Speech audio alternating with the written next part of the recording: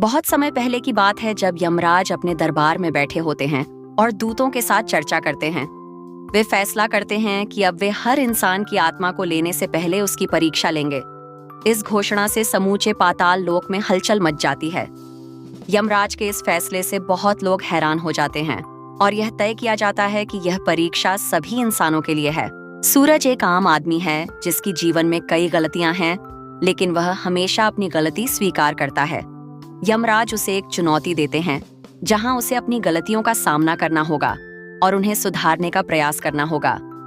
सूरज को आत्म मंथन करने का समय मिलता है और वह अपने कर्मों पर पुनर्विचार करता है।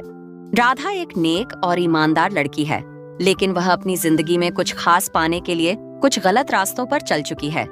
यमराज राधा से यह परीक्षा लेते हैं कि क्या वह अपने आत्मसम्मान और विश्वास के साथ गलत रास्ते से बाहर आ सकती है। राधा को अपने इरादों का परीक्षण करना होता है।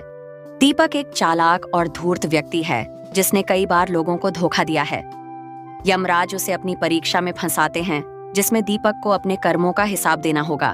दीपक को यह समझना होता है कि जीवन में छल और धोखे से कुछ हासिल नहीं होता। अब यमराज ने इन तीनों उम्मीदवारों को एक साथ परीक्षा में डाल दिया है। उन्हें यह तय करना होता है कि वे जीवन में सच्चाई और अच्छाई के रास्ते पर चलेंगे या फिर अपने पुराने पापों के साथ रहेंगे। यह अंतिम चुनौती सभी के लिए एक बड़ा मोड़ साबित होती है। यमराज उन तीनों को एक साथ बुलाते हैं और उनकी परीक्षाओं के परिणाम की घोषणा करते हैं। यमराज का निर्णय बहुत ही आश्चर्यजनक होता है, क्योंकि वह इन तीनों को जीवित छोड़ देते हैं और एक नई राह दिखाते हैं जिससे वे अपने पापों का प्रायश्चित कर सकते हैं। यमराज के फैसले पर उनके दूतों को हैरानी होती है, क्योंकि उन्होंने हमेशा इस तरह की नरमी नहीं देखी थी। यमराज अपने दूतों को समझाते हैं कि हर आत्मा में सुधार की क्षमता होती है और उन्हें यह मौका देना चाहिए। सूरज अपने पुराने पापों को छोड़कर एक नया जीवन शुरू करता है। वह अपने परिवार और दोस्तों से माफी मांगता है और समाज में एक सकारात्मक परिवर्तन लाता है। उसकी यात्रा बहुत प्रेरणादायक होती है।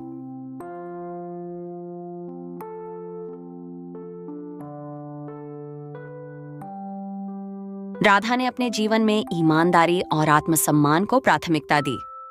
उसने अपनी गलतियों से सीखा और अब एक नई दिशा में कदम बढ़ाया। दीपक ने अपनी चालाकियों प्रेरणा बनती है कि अगर आप सच्चे दिल से कुछ करना चाहते हैं सच्चाई का रास्ता ही सबसे सही होता है। आगे बढ़ सकते हैं। वह अब एक नया इंसान बन चुका है जो समाज की सेवा करता है।